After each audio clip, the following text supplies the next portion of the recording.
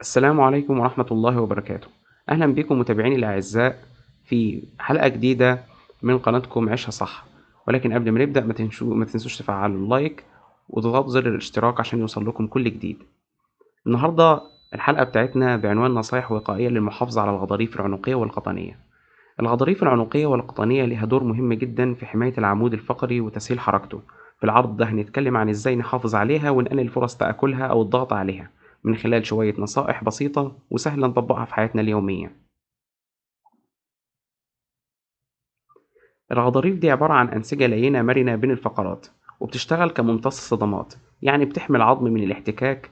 لما الغضروف يتآكل أو يتزحزح من مكانه بيبدأ الضغط على الأعصاب، وده اللي بيعمل ألم في الظهر أو الرقبة وساعات يوصل للأطراف.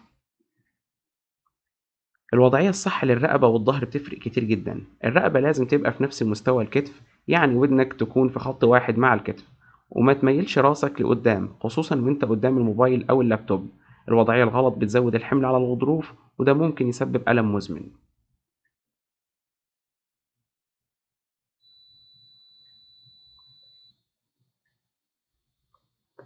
كمان الكرسي اللي بتقعد عليه لازم يكون في دعم للمنطقة القطنية أسفل الظهر.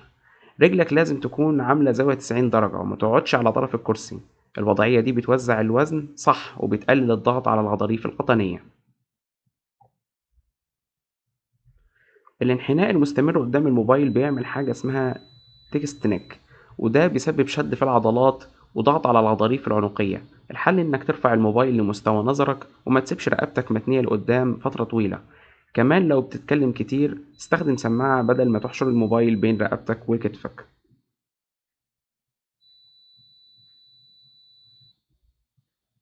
أما تيجي تشيل حاجة تقيلة خليك دايما ممتئ تاني ركبتك مش ظهرك، وقرب الحاجة لجسمك قبل ما ترفعها، لأن الشيل الغلط بيحمل على الفقرات القطنية وده ممكن يسبب انزلاق غضروفي في أي لحظة، خاصة لو بتشيل بحركة فجائية. الجلوس أو الوقوف لفترات طويلة من غير حركة بيخلي الغضاريف تتأثر، لأن الغضروف بياخد تغذيته من الحركة. علشان كده كل نص ساعة حاول تقوم تتحرك شوية، أو تعمل تمارين بسيطة للرقبة والظهر، حتى لو مجرد فرد عضلات أو لفة خفيفة. اختيار المرتبة والمخدة له تأثير كبير في صحة الظهر والرقبة. المرتبة لازم تكون متوسطة الصلابة مش ناشفة قوي ولا طرية قوي، والمخدة لازم ترفع راسك من غير ما تزود تقوس الرقبة. النوم الغلط ممكن يصحيك بتقلص عضلي أو وجع في الفقرات. التمارين اليومية مهمة جدا، وهي تنقسم إلى تمارين إطالة وتمارين تقوية زي البلانك، ودي بتقوي العضلات اللي حوالين العمود الفقري وبتخليه أكثر ثبات.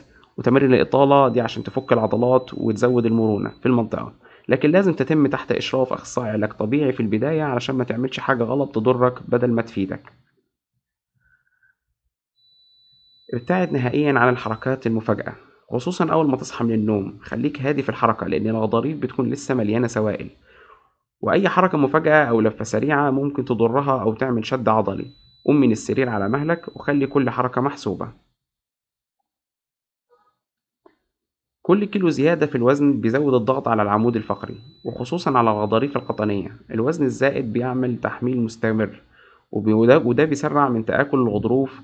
والحفاظ على الوزن صحي بيقلل من الألم وبيحسن من حركة الجسم بشكل عام.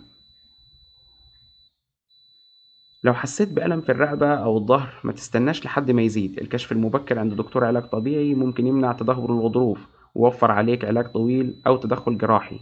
أي ألم مستمر محتاج تقييم مش مجرد مسكن. في النهاية حابب أقول لكم إن الغضاريف مهمة لحركتنا اليومية ولازم نحافظ عليها بنمط حياة صحي زي اللي اتكلمنا عنه في الحلقة بتاعتنا، من وضعية جسم صحيحة وتمارين منتظمة ووزن مناسب ونوم مريح وتدخل مبكر وقت الألم. لو عرفنا نطبق الكلام ده هنقلل فرص الألم والتآكل ونعيش بحرية حركة أكبر وجودة حياة أحسن. إلى هنا تنتهي حلقتنا، وإلى أن أراكم إن شاء الله في حلقة جديدة من قناتكم عيشها صح. والسلام عليكم ورحمة الله وبركاته.